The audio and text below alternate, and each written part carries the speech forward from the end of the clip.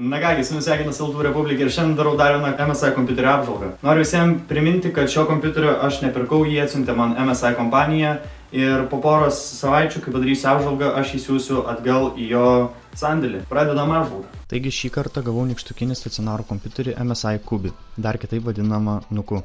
Kaip jau ir įprasta, MSI neteršia dėžučių nereikalingą informaciją, o iškart atskleidžia, kokį aparatą šiandien apžvelgsime. Kiek pavarčius dėžę, neriame į vidų, kur iškart išvystame mūsų žvaigždę. Pirmas klausimas, kuris iškilo pavarčius kompiuterį rankose buvo, ar į 11 cm ilgio ir pločio bei 3 cm aukščio aparatą įmanoma ką nors padaraus sutalpinti, kad veiktų ne tik Windows kortų žaidimai. Pasirodo galima, bet apie tai pakalbėsime vėliau. Taip pat į komplektą įeina dėklas HD kietajam diskui, atsarginiai varžtukai, AC adapteris bei plytelė, jei norėsite kompiuterį pritaisyti prie plokščio paviršiaus, sienos ar monitoriaus ir žinoma, maitinimo kabelis. Kompiuteriukas yra išties kompaktiškas ir lengvas, jo svoris siekia vos 390 gramų, o išmatavimus matote savo ekranuose. Priekinėje kompiuterio pusėje puikuojasi MSI kompanijos ženklas ir įjungimo mygtukas. Keliaujant aplinkui sutinkame 2 3,1 USB lizdus. Vienas iš jų palaiko greito krovimo funkciją. Toliau seka man nepažįstama LED lemputė ir ausinėms bei kitai garso technikai skirtas 3,5 mm lizdas. Kompiuterio šonai atrodo tuščiai, na, o gale turime portą maitinimo kabeliui, HDMI lizdą bei mini display lizdą, kuris palaiko 4K formatą.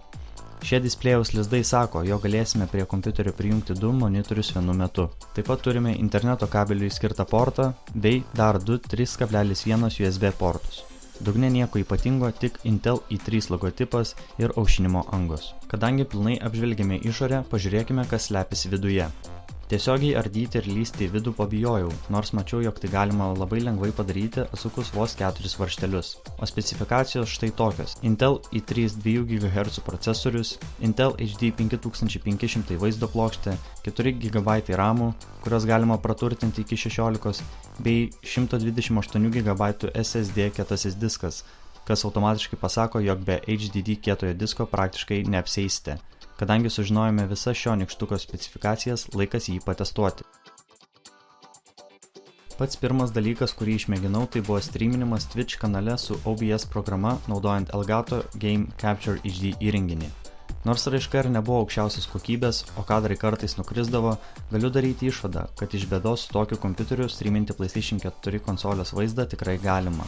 Pridėsiu ir tai, kad vienu metu veikia Skype, Chrome ir kiti OBS papildiniai, tad iš šio kompiuterio tikrai spaudžiu maksimumą ir galiu pasakyti, kad jis tikrai su užduotimis tvarkėsi neblogai. Vienintelis minusas, kuris man stipriai užkliuvo, tai buvo kompiuterio leidžiamas garsas. Tai buvo pirmasis MSI produktas, kuris dirbo netyliai ir kiek erzinančiai. Na, pagoda tik tokia, kad ir kiek kankinau šį aparatą, jis neužkaisdavo ir likdavo tikrai vėsus.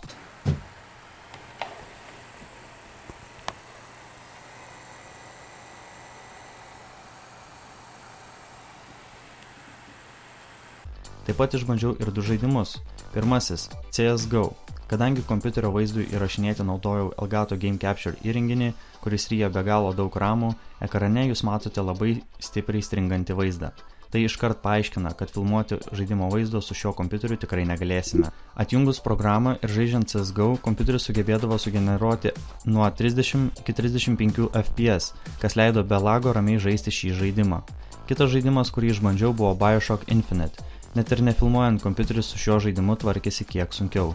Naudojant pačius žemiausius grafikos nustatymus turėjau apie 15-20 FPS ir tai tikrai neleido pilnavertiškai mėgauti žaidimu, nes labai dažnai trukdydavo lagas. Naršant internete, naudojant pakankamai rimtas programas kaip Sony Vegas ar Photoshop, kompiuteris su užduotimis tvarkėsi neįtikėtinai gerai, žinant šio produkto dydį.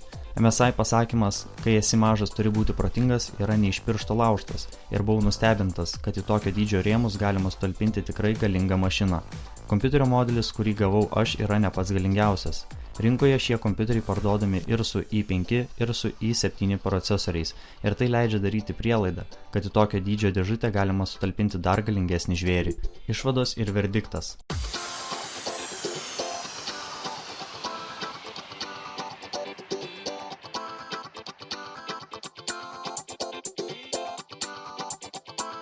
MSI įrodė, jog į miniatiūrinius rėmus galima sutalpinti neprastus parametrus turinti kompiuterį. Žinoma, dauguma žmonių mano, jog geriau nusipirkti normalų kompiuterį ir sumokėti daugiau. Tačiau reikia nepamiršti, kad kiekvienas daiktas turi savo privalumų ir trūkumų. Pagrindiniai šio nykštuko privalumai yra kompaktiškumas. Turbūt nedaugelis stacionarių kompiuterių jums tilptų į kišenę, bet MSI Kubi yra vienas iš tokių variantų, kuris ten tilptų.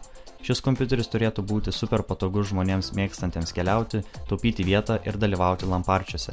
Studentui kaip man, turinčiam kambaryje nedaug laisvos vietos, kompiuteris kaip Kubi yra tikra svajonė.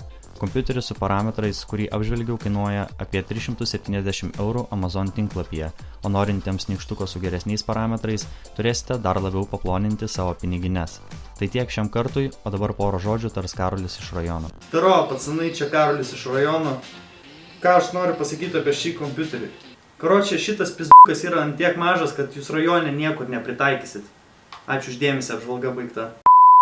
Na kągi, štai tokia buvo MSI Kubi kompiuterio apžvalga. Jeigu patiko, nepamirškite paspausti mygtuką like, prenumeruokite mano kanalą ir laukite naujų video. Su jumis buvo Altų Republic, ačiū, kad žiūrėjote ir su kuo jums sudė.